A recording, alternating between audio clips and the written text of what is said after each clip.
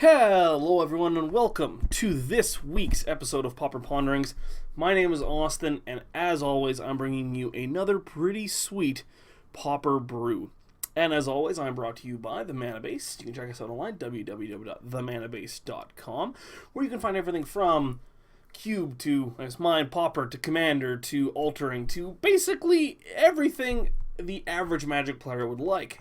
But also a special shout out this week to my fellow Mana Base contributor, Nikachu. He just recently was in the finals of Grand Prix Vancouver. Every single week I plug him for his acumen at playing the Merfolk deck in Modern, and he really proved that last weekend. He basically dummied Sam Black in the semifinals.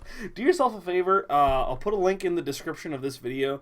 The semifinals against Sam Black, it's like you very easily say Sam Black is one of the top 25 players in the whole world.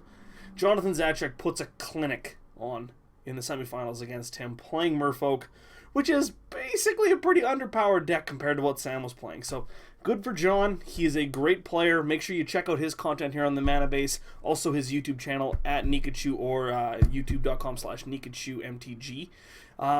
Yeah, he's just great, and he makes great content. If you like Merfolk, if you like Modern, make sure you check him out.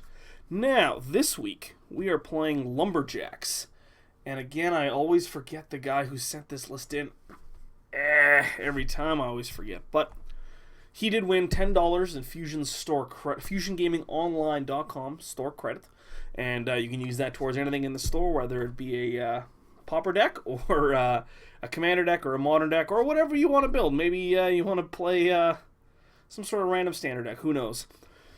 This is it's called Lumberjacks, but it is very much, I would say, a Revolt-themed deck in that we have 3 Silkweaver Elites and Lifecraft Cavalries, as well as Festerhide Boar, who kind of functions as a Revolt creature. So the point of the deck is we're using these red and green creatures, like Orcish Lumberjack, who's a 1-red, 1/1. You can tap into sacrifice a forest and add 3 mana and any combination of red and or green to your mana pool. Tinderwall, which sacrifices to add double red, or you can randomly add a red, sack it, and deal 2 damage to a creature it's blocking, which is kind of neat. And Generator Servant and Nest Invader as these ways to superpower out either a Blastoderm, a Festerhide Boar, or a Lifecraft Cavalry. Now, they work pretty well. There's also Silkweaver Elite to draw us a card if we need to. And then Brimstone Volley, as well, has Morbid, so it can deal 5 damage. So the deck kind of powers out these really, really hard to deal with threats. Now you'd think, it's Blastoderm, sure, it's a 4-mana 5/5 Shroud. This thing is very difficult to deal with, and that is very true. But I've actually played a couple games now, and Lifecraft Cavalry as a 6/6 is very difficult for a lot of decks to deal with. I've powered this out against Blue-Black Control, and they surprisingly, especially when you have like random Nest Invader tokens or a Tinderwall in play, have a very difficult time dealing with this card. So I'm very excited at that prospect. The rest of the deck kind of all facilitates that. We have 4 Lightning Bolts because we're playing red. We're playing Path of Anger's Flame. I like to copy the list card for card. I'm not sure if this would be better as the card from Return to Ravnica that gives all your guys +2/+0, but whatever, I'm playing it. It was fine. It won me a game already. I'm pretty in. Silkweaver Elite is a pretty good card. 3 mana 2/2 reach. When it comes into play, draws a card. And that's basically what it is in this deck.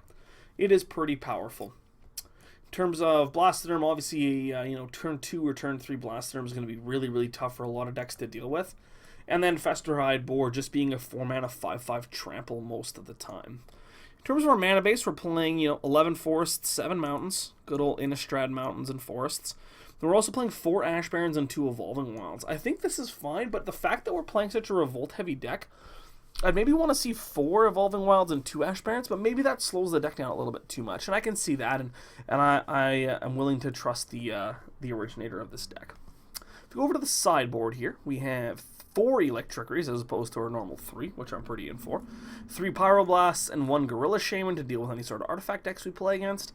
We have 2 Relic Progenitus for any sort of Angler Delver matchup we go up against. 2 Feed the Clan for the Burn matchup, and then 3 Gleeful Sabotage for anything like Boggles or Affinity. We always have Affinity Hate in our sideboard, but we never play Affinity in Pauper Ponderings. And as always, we are playing for these 3 packs. Right here. Every single win that I get, I will be opening one of these bad boys on stream. This week we have a Tezzeret, and an Ajani. So I'm interested. We only won 1 last week. I'm really looking to get us back in the win column because I'm in to open some packs.